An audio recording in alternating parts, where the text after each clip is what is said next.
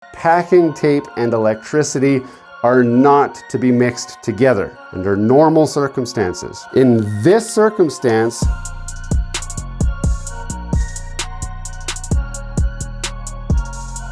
today we're working on something that's a little bit less conventional for this channel, but it's certainly within the scope of this channel, and that is your Ryobi 40-volt lithium batteries. So I'm going to explain the problem, and then I'm going to show you two possible solutions. So one is very easy, one requires a little bit more technical knowledge. So here's the situation. We have a 40-volt Ryobi lawnmower and weed whacker. So it came as a kit with one battery, one charger, and then those two devices. They worked the first year flawlessly. We left this battery, we left it on the charger through the entire winter, thinking that it would just keep it topped up through the winter. In the spring, when it was time to go use the lawnmower, the battery was completely dead. And when I stuck it on the charger, this is what the light readout looks like. It would blink red to say testing, and then it would blink green and red, which according to the legend is defective. Also, when I push this, the lights don't light up at all. I get nothing at all. So this battery is completely dead. Now, we didn't have the receipt from when we bought it, so we did not call the 1-800 number that's on here for warranty purposes. We just threw that battery in the garbage and bought a new one. This is that new battery. It worked last year just fine. And now, this year in the spring, it's defective again. I said I can't afford to buy a new $200 Canadian battery every year just to save the planet with our environmental friendly choices. Before we get too far into this video, don't forget to subscribe to the channel down below. If you've seen some of our content already and have not subscribed, we want you to join our community. Smash that like button, hit subscribe, and let's get back to the video. We actually kept the receipt this time. We called Ryobi and they sent us a brand new battery. When we stick this battery on, it goes right away to charging.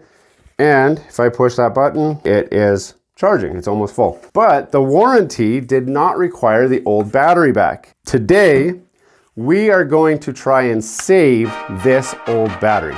That's the goal.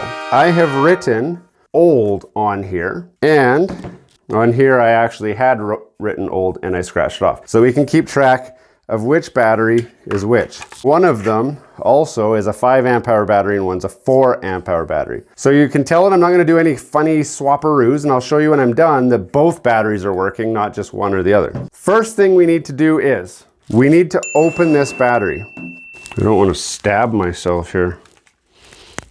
So there are 4 security type Torx bits on here. One there, one there, one there, and underneath this plastic cap, there is a 4th one.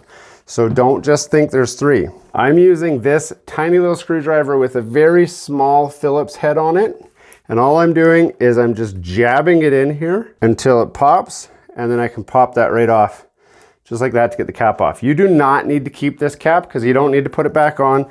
There's no warranty on this battery anymore, so it doesn't matter. Now we've exposed those screws, the 4 of them. I'm going to use this kit. Now, if you don't have a kit like this, it's okay. I'm gonna put a link in the description to the exact tools you need to get into this. So if you don't have the right tools, you can spend $150 to $200 on a new battery, or you can spend 20 bucks on the right tools. I'm going to use this tiny, tiny little bit.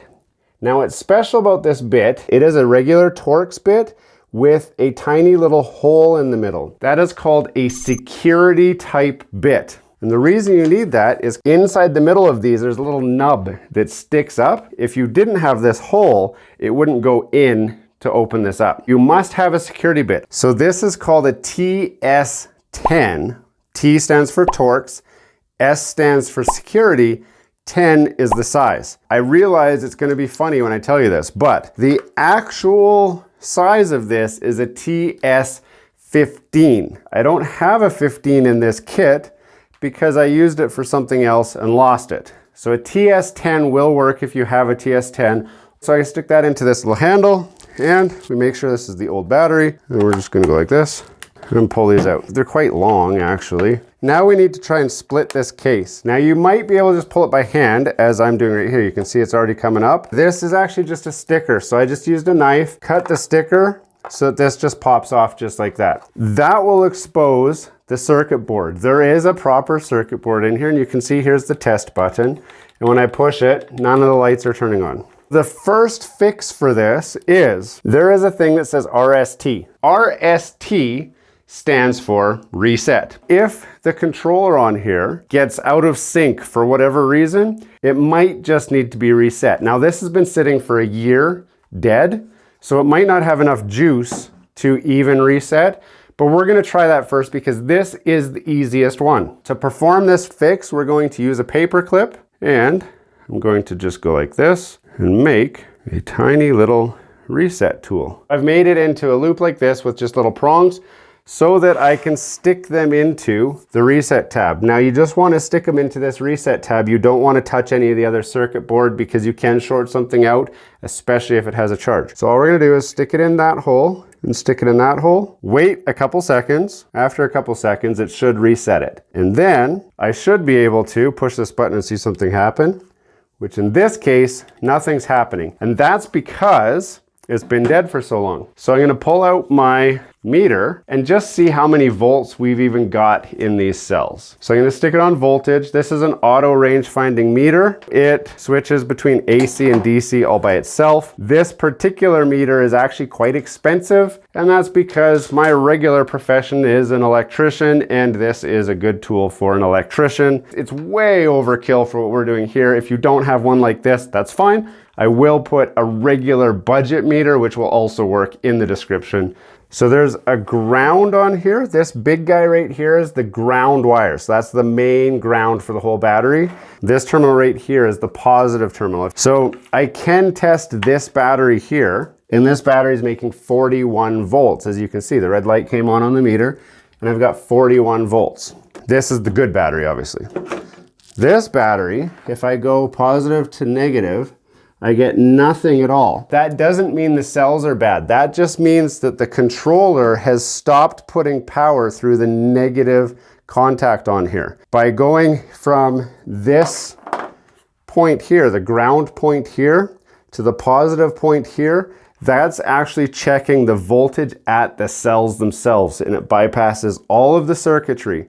So if the circuitry is fried, or if it's stuck in, like it's out of sync or something, this will at least tell me if the cells have any juice at all. The light doesn't even turn on, but it says 1 volt. But that's good news. That means that my cells are still intact. That means that I can probably do what's called boosting or jump starting these batteries to bring this pack back to life. Now that I've checked these two contact points, so the positive point and the negative point, and I have validated that I have voltage. So I've only got 1 volt, but that means that all my cells are presumably connected together. Normally, just doing that reset should work for you, but in my case, this battery's been sitting for a long time, it's been dead for a long time, and this circuit board actually consumes battery pack power every single month. So if you charge it all the way and then just leave it sitting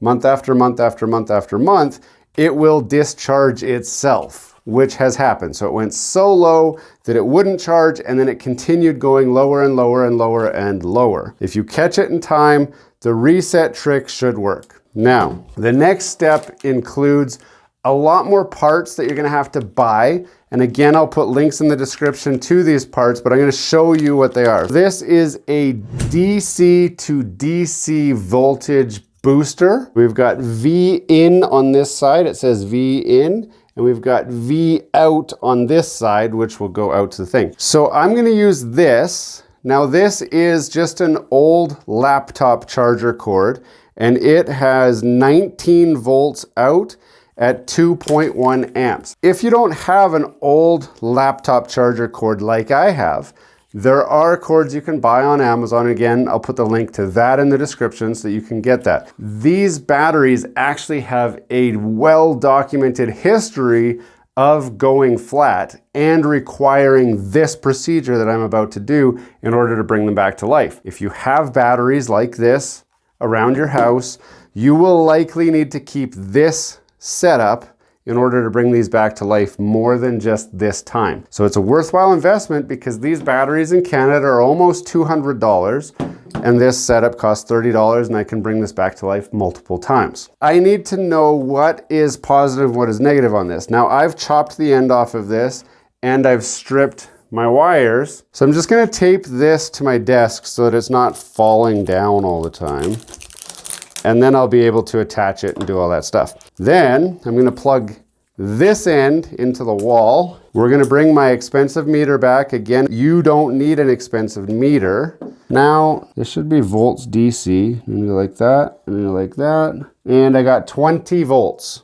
If my polarity was wrong, so I'm gonna do it wrong so you can see. Your meter will usually tell you, so in this case, this says I have minus 19 volts. That means that my polarity is backwards. So I had the black on the red, so I know that red is positive, white is negative. That could be true on what you've got. It might not be true on what you've got. So you will need to validate that somehow, some way. Now I'm gonna unplug it while I make these connections.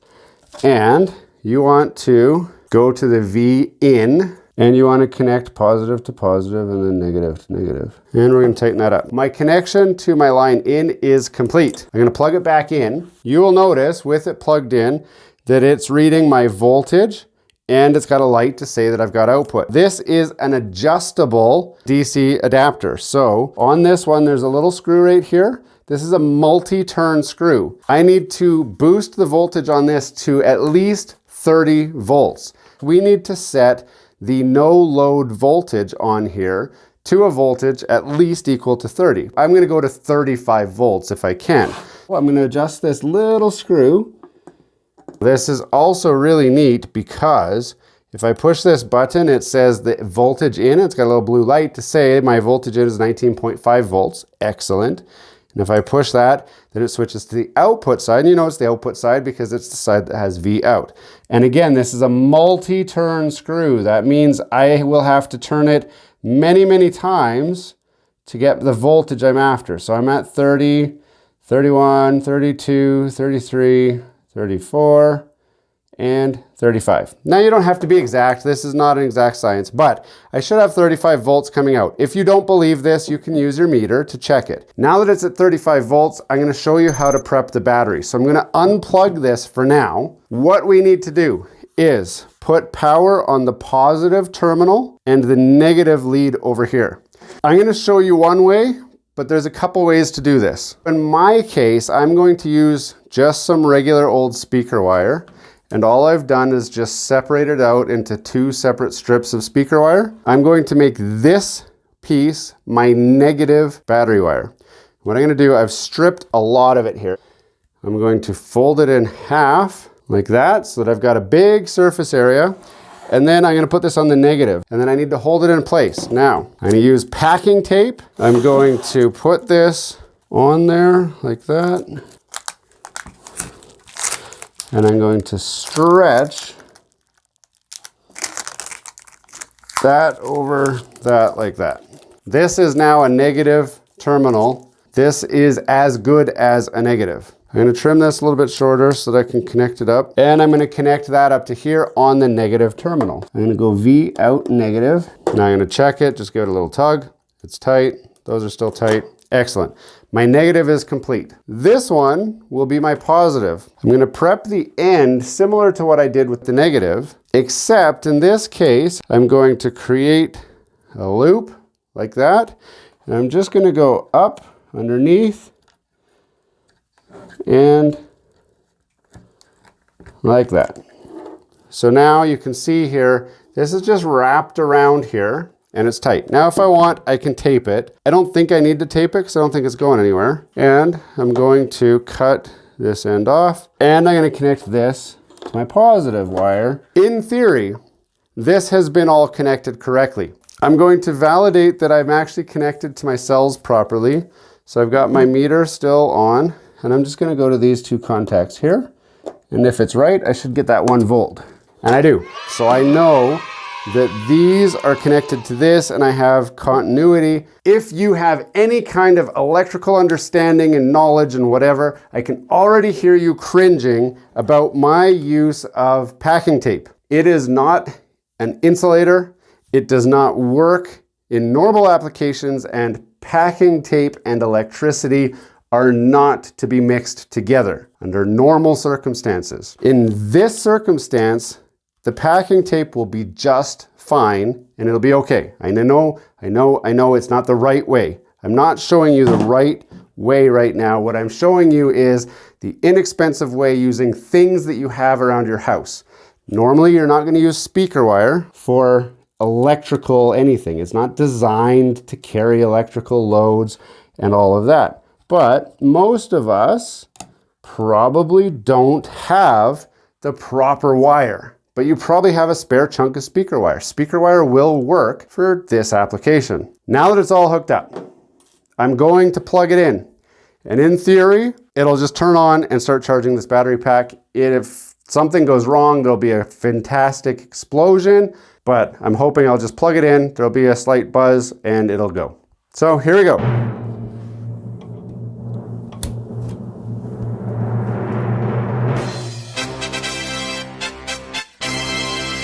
So it's not as fantastic as I'm hoping.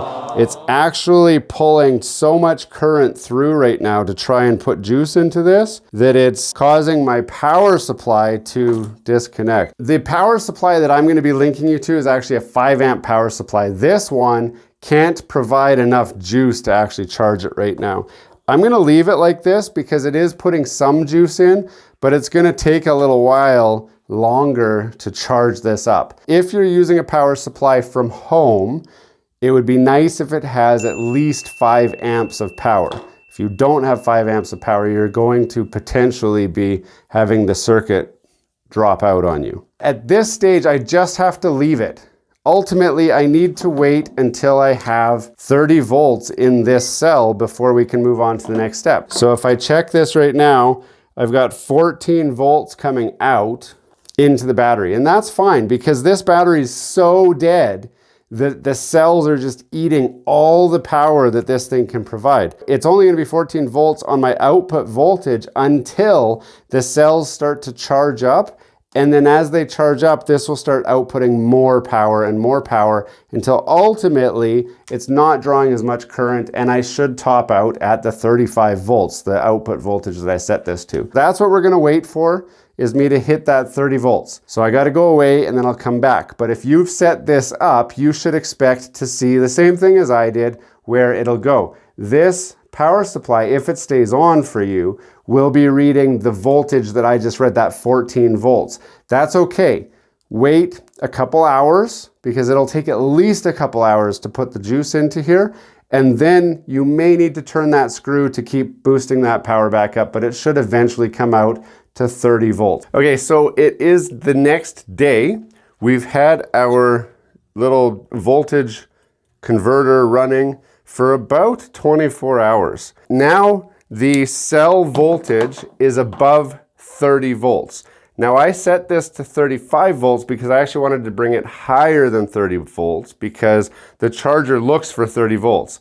So I'd rather exceed that if I can. So we've charged this up to 35 volts. We can disconnect this whole thing. So I'm going to unplug it. Now I can pull my wires off. So there's my positive lead. This tape holding on my negative wire worked perfectly. There were no ill side effects. And when I remove the tape, just like that, it looks just like the regular battery again. Now I'm going to get this out of my way. And I'm going to bring back the charger. You'll remember when I plugged the battery in, the battery would blink and then it would alternate red and green to say defective battery. You remember I showed you way in the beginning to do the reset procedure? I want to do the reset procedure again just to be sure, because actually I have tried this a few different ways, and after charging the cells back up, it still would not accept a charge until I did this reset. So I'm gonna put this back on the reset pins. And I'm gonna hold it there for 30 seconds. Now I can push this and all 4 lights come on. This doesn't tell us a whole lot right now, but I'm able to put this back together. I'm not gonna screw it yet because I just wanna slide it onto the charger and see what it does. And there we go. So this is not only fixed, but it says that it's ready, and I now have, oh, there you can see it's blinking to say that it's charging. So I put so much voltage in it that it had a couple volts already to charge those cells up. So now it's just charging that battery right up to top it off. So this is definitely the old battery. Remember, it was a 4 amp hour one. The good one that I had is a 5, and I'll show you that one right there. So this is the good one, 5 amp hours. So I didn't do some sort of a battery swap or anything to try and fool you guys. This will now charge and it will function perfectly fine until the voltage drops below 30 volts again. So you remember, I just taped the wire onto here. If your batteries have a habit of dying, and it seems like they generally do, these batteries are very finicky and they die frequently. If you come across this problem again, instead of taping the wire onto the ground wire here, I would recommend that you solder a wire onto there, sideways like that. It's a huge solder point. It is not hard to do. You need 0 technical skills at all. All you do is just get a soldering iron, heat that baby up, add some solder, and get that on there. And then you just are gonna route that wire along the side of the circuit board like this, so that it's like that, and then have the end sticking out the back of the case. What a lot of guys do, they'll just notch that case so that the wire is sticking out the end. And then what you can do, you can cut this off and just have the bare wires sticking out. If you ever need to bring this back to life again, all you would need are a couple of these alligator clips, and you can clip one onto the positive and then have this just connected to the output on your converter that we bought. And then the other wire that's just hanging out right here, you would just clip your other alligator clip to, and then connect that up to here as well. So that way you can complete that circuit and have it charge without having to take it apart. So for today, it's finally time to put the screws back in. The nice thing is now, because they sent me a new battery pack and they did not require the old one back, I was able to do this. I didn't care if I broke it or anything because it didn't work anyway. So what are you gonna do with it? You're gonna dispose of it, recycle it, whatever. But now we have brought it back to life. So I now have 2 Ryobi 40 volt battery packs because I brought this one back to life. You can do it too. It's not hard. All the steps are in the video. Don't be afraid to go back and re-watch the video just to make sure that you're understanding each of the steps if you're going to be trying this yourself. All of the links to the items that I used for this are in the description below. Hey, thanks for watching all the way to the end of this video. We hope you enjoy the content in this video, and we'd love to have you come back. Consider subscribing to the channel if you haven't already. And for those subscribers who are looking for that extra special thing that you can do to support this channel, consider joining our members group. That's where we're building this community, the Gears and Tech community, where we can all enjoy content together. You'll get special perks, which we'd love for you to check out by clicking the link down below. For those of you who are just happy to watch the video, that's okay too. You can check out some of our other content right over here, where we've got some previous videos that have already been uploaded and enjoyed by many of our viewers already. We do hope to see you again. This has been Gears and Tech. Have a great day.